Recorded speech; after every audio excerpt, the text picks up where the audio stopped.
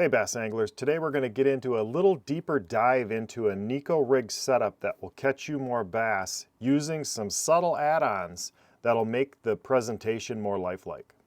Okay, so today we're gonna juice up a Neko rig presentation that's gonna attract bass in a situation that I think things are getting a little tough and you need to be a little more precise with your presentation. So we're going to start out with a really good bait. I use it a lot, and I've got a bunch handy, but I've got a whole different bunch of assortments of colors of the Zoom Ultravibe Speed Craw. And the reason I like the Ultravibe Speed Craw is it's a small crawfish presentation. It's got a small profile, and the thing I like about it is it's got a lot of movement in the claws. The shape of the claw gets it a lot of movement. And we're going to juice this thing up so that it really is its best imitation of a crayfish that you can possibly get. So here's what we're going to do. First, we're going to start out with those craws.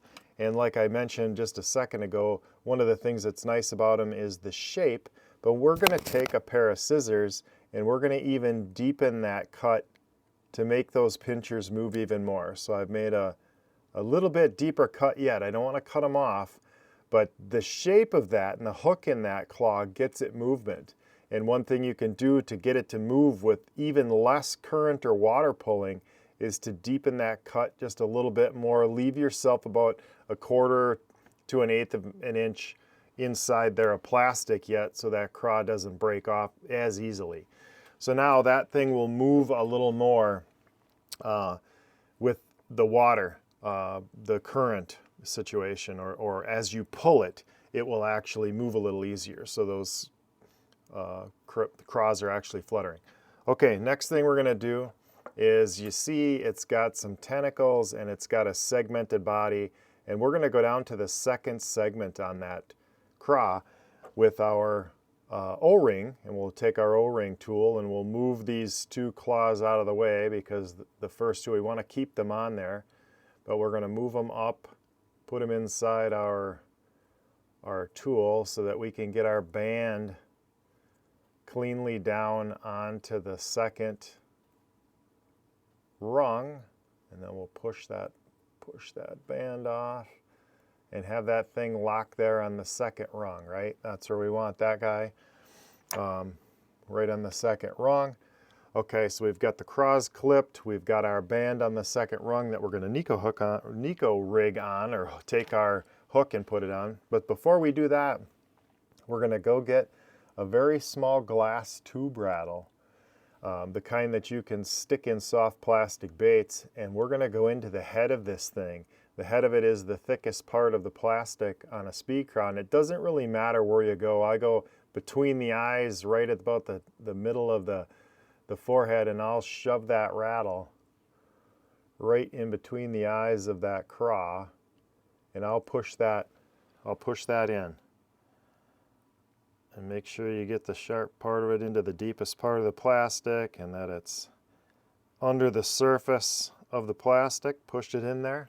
There you go. And now we've actually got a subtle rattle in the top of that thing. That's going to be key. The other thing we want to do then is we're going to get our reaction tackle. We're going to get our reaction tackle nail weights. They're tungsten, so they're small. One of the keys, because the end of this thing isn't super thick, the cylindrical end of it is pretty thin. It's a small profile bait. But we want the reaction tackle tungsten nail weights because we want to get this thing in here absolutely straight. It's important that that thing go right in the center and it doesn't kink so that it falls straight. Okay, so it's very important. The small nail weight, sharp tungsten, small, really allows you to do this better than any lead nail weight possible. Get that thing pushed in there so that it's perfectly straight. And again, it's a relatively thin piece of plastic on the end of that speed craw to be able to do that. But definitely that's going to, that tungsten nail weight from Reaction Tackle is going to allow you to get that in there good. And then I like still the Owner mosquito hook, size 1, I like to use on my Neko rigs. It just is sharp, it's durable, it's small, it doesn't get in the way, it doesn't hang up on stuff much. But what I'm going to do is I'm coming in again, and I'm going to come from the bottom up, and I see some differences of opinion on this. I see some people going the other way.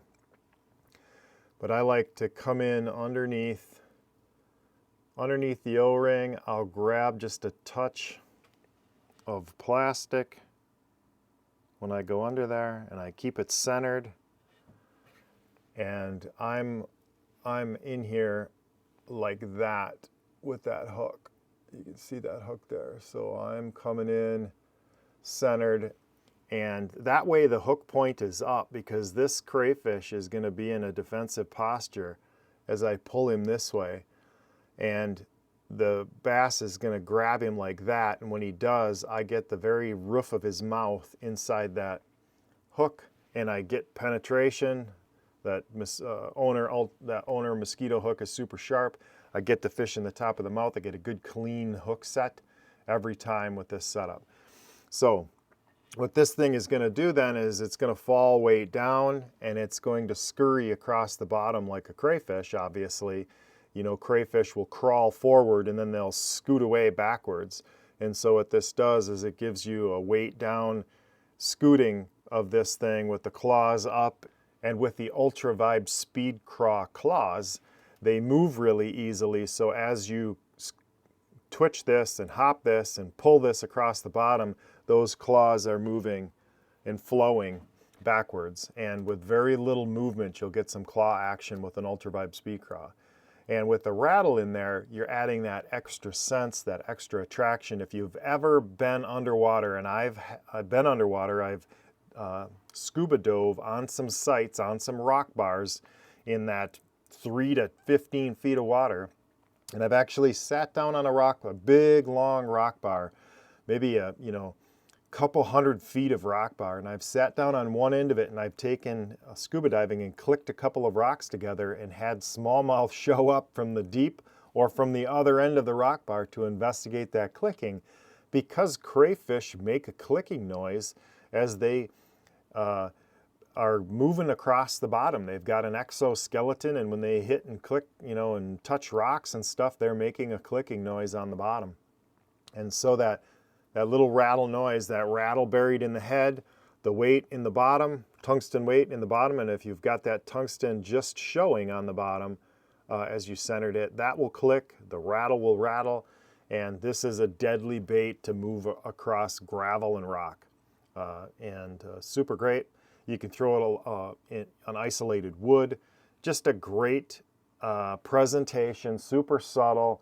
Neko rig's a proven technique, but this little juiced up Speed Craw setup here will get you bit in difficult situations. So give it a try. I think you're going to like it. I think you're going to catch more fish. Hope that tip was helpful. Please like and subscribe, and we'll talk to you next time on the water.